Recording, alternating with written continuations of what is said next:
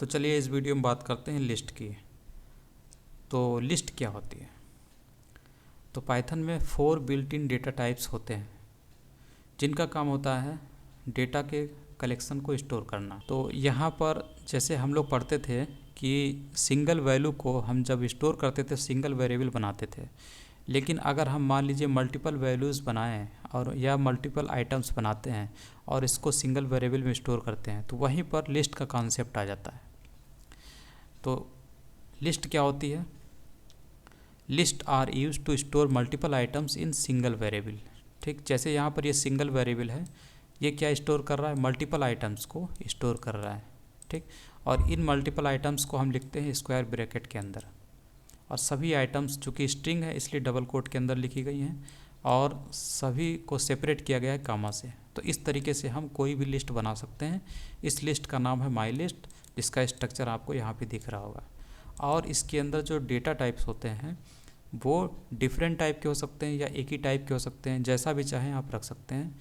और इसके अंदर जो डेटा होता है यानी जो आइटम्स होते हैं वो ऑर्डर्ड होते हैं और ये इंडेक्स बेस्ड होते हैं। ठीक, इंडेक्स बेस्ड मतलब जीरो इंडेक्स बेस्ड, यानी इसका जो पहला आइटम होगा वो 0 इंडेक्स पे होगा, दूसरा आइटम 1 इंडेक्स पे, तीसरा आइटम 2 इंडेक्स पे, ऐसे ही करके आगे चलता जाएगा।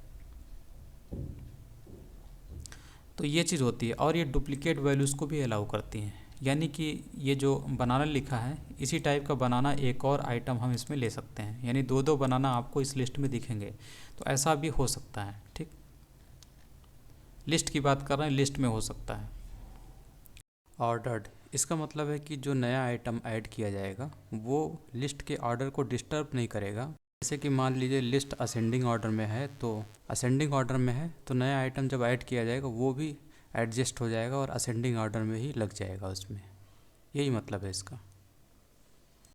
और चेंजेबल होता है, चेंज किया जा सकता है, मतलब उस जो लिस्ट होती है उसके आइटम को हटाया जा सकता है, नया वहाँ पर डाला जा सकता है, किसी को चेंज किया जा सकता है, रिमूव किया जा सकता है, ये सब होता है। डुप्लीकेट अलाउ होती है, जैसे यहाँ पर देखिए चेरी यहाँ भी है, चेरी यहाँ भी है, डुप्लीकेट आइटम्स भी अलाउ होते हैं लिस्ट में। लेंथ, लेंथ का मतलब होता है नंबर ऑफ़ आइटम्स, यानी कितने इस लिस्ट में आइटम हैं। तो लेन फंक्शन के ज़रिए हम जो लिस्ट आइटम्स है उनका पता कर लेते हैं कि इसमें कितने एलिमेंट है। जैसे इसको करके देखते हैं तो लेंथ, लेन फंक्शन इस्तेमाल किया गया और इसके अंदर लिस्ट वेरिएबल, तो इससे हमें इस लिस्ट वेरिएबल में पड़े हुए आइटम्स की संख्या पता चल जाती है जो कि है 3। उसके बाद ये बता रहा है कि डिफरेंट टाइप के डेटा आइटम्स हो सकते हैं, डेटा टाइप्स, जैसे यहाँ पे नंबर है, यहाँ स्ट्रिंग टाइप का, यहाँ पे बूलियन टाइप का। ठीक, तो इससे भी कोई दिक्कत नहीं है। ठीक है, तो सब यहाँ पर प्रिंट करा सकते हैं हम लोग डायरेक्टली इनको। और उसके बाद आता है टाइप। टाइप बताता है कि ये लिस्ट जो होता है तो उसका टाइप क्या होता है। तो इसका डेटा टाइप क्या होता है? लिस्ट ही होता है। Lists are defined as object with the data type list. List क्या होती है?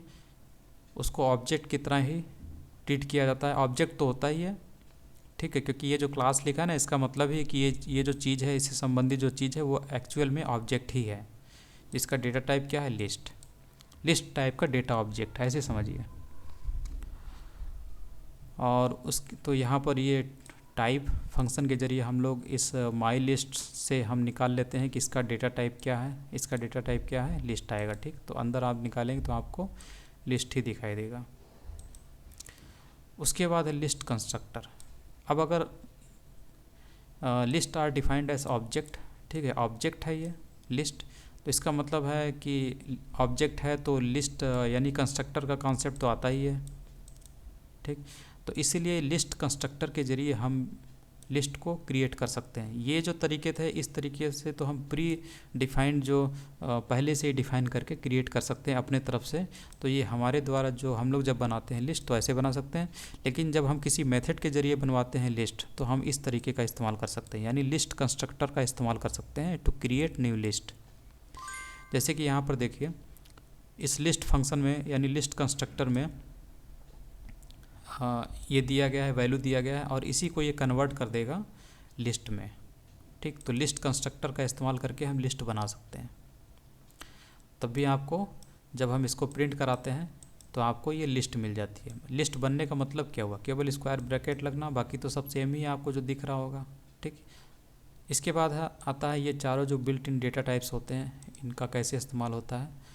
तो लिस्ट क्या होता है, ऑर्डर्ड होता है, चेंजेबल होता है, अलाउ डुप्लीकेट्स, डुप्लीकेट अलाउ करता है। उसी तरीके से टपल होता है जिसको हम लोग पढ़ेंगे, सेट, डिक्शनरी, ये सब होते हैं। सबसे ज़्यादा इस्तेमाल इसमें लिस्ट और डिक्शनरी का होता है, तो इसके बारे में हम लोग पढ़ेंगे ही।